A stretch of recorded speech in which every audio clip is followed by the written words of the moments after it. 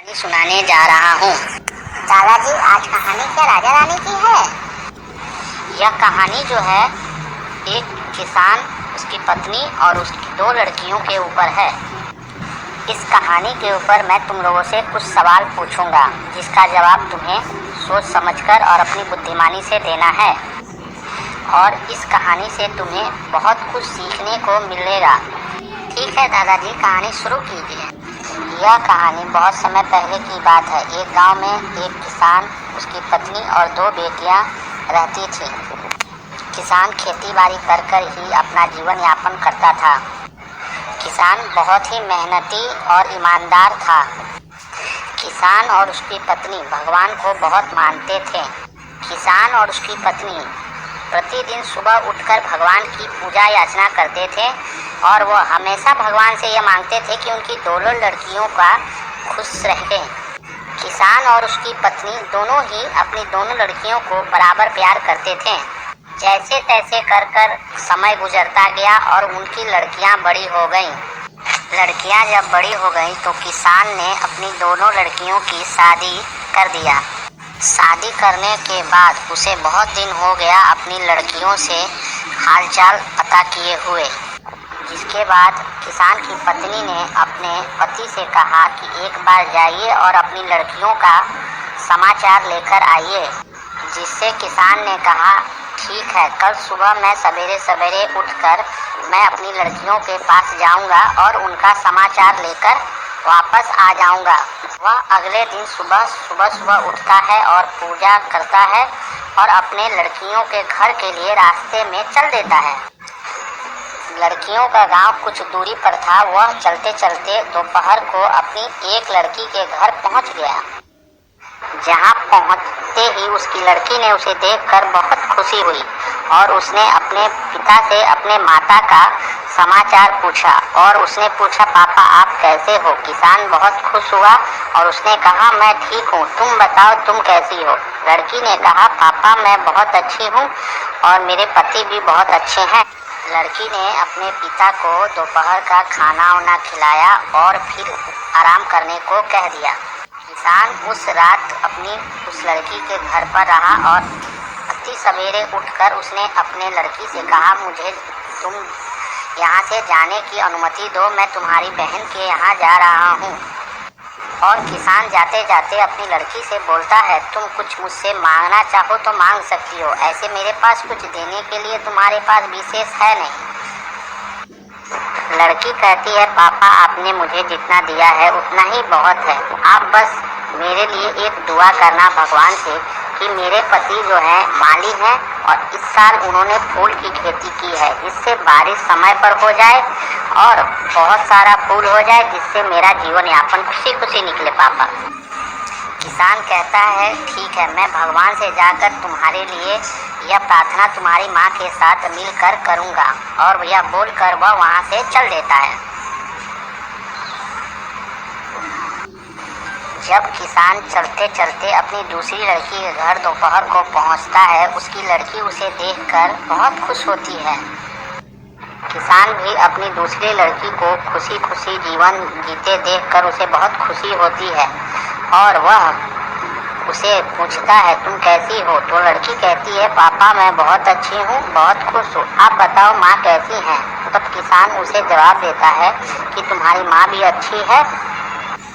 लड़की उसे खाना खिलाती है और उसे आराम करने को बोल देती है। किसान रात भर वहीं ठहरता है। अगले दिन सुबह सवेरे सवेरे उठता है और अपनी लड़की से अनुमति लेता है कि तुम मुझे यहाँ से जाने का अनुमति दो, तुम्हारी माँ चिंता कर रही होगी। जिससे लड़की बोलती है, ठीक है पापा। तब किसान अपनी लड़की से कहता है, बेटा मेरे पास तुम्हारे को कुछ ज़्यादा देने के लिए तो नहीं है, मगर तुम कुछ मुझसे मांगो। लड़की बोलती है, पापा आपने मुझे जितना दिया है उतना बहुत है और मुझे आपसे कुछ नहीं चाहिए।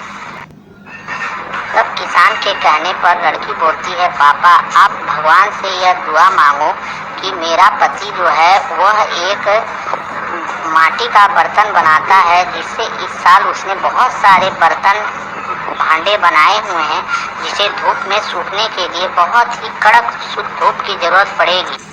जिससे कि धूप बहुत तेज़ हो, इस साल बारिश कम हो, जिससे मेरा बर्तन सूख जाए और मेरा बर्तन सूखने के बाद उसे पका लूँ। उसके बाद बारिश अगर होगी भी तो कोई बात नहीं है। वह बोलता है ठीक है, मैं तुम्हारी माँ के साथ जाकर यह भगवान से दुआ मांगूंगा, और यह बोलकर वो वहाँ से चल देता है। जब वह घर पहुँचता है तो उसकी बीवी उससे पूछती है कि बेटियाँ कैसी हैं, तो वह जवाब देता है कि बेटियाँ बहुत अच्छी हैं और बहुत ही खुश हैं। जिसको सुनकर किसान की बीवी बहुत खुश होती है, मगर किसान बहुत ही चिंतित रहता है। वह खाना खाता है और रात को सो जाता है। अगले दिन सुबह उठता है और अपनी पत्नी के साथ जब पूजा करने बैठता है तब उसे अपनी दोनों बेटियों की कही हुई बातें याद आती हैं। वह अब बहुत दुविधा में होता है कि आखिरकार वह भगवान से प्रार्थना करे तो किसके लिए करे। अगर एक के लिए करे तो दूसरे का जीवन बर्बाद, दूसरे के लिए करे तो पहले का जीवन बर्बाद। अब उसके समझ के बाहर हो जाता है और वह बहुत ही चिंतित हो जाता है। तब उसकी पत्नी उससे पूछती है कि आप इतने चिंतित क्यों हो। तब किसान अपनी पत्नी को अपनी बेटियों की, दोनों बेटियों की बातों को बताता है, जिसको सुनकर उसकी बीवी भी बहुत ज़्यादा चिंतित हो जाती है और वह कोई निर्णय नहीं ले पाते हैं कि आखिरकार वो करे क्या। अब बच्चों, मैं तुमसे पूछूंगा कि तुम लोग अगर रहोगे उस किसान की जगह पर और उसकी पत्नी की जगह पर, तो तुम लोग क्या दुआ मांगोगे भगवान से। बच्चों, इस कहानी का मैं जो है सवाल पूछने वाला था, वो सवाल यही है, क्या आप लोगों को इसका कोई जवाब पता है। दादाजी, इसका तो जवाब हमें पता नहीं है, आप ही बताइए क्या होगा। दादाजी, मुझे भी नहीं पता है इसका जवाब क्या होगा, आप ही बता दीजिए। दादाजी, इसका तो जवाब मुझे भी नहीं पता है, आप ही बताइए इसका जवाब क्या होगा। दादाजी कहते हैं, जो यह कहानी सुन रहे हो मेरे सब्सक्राइबर, आप बताओ कि इसका जवाब क्या होगा। इसका बाकी का कहानी और मैं इसका जवाब मैं आप लोगों को अगले पार्ट में बताऊंगा।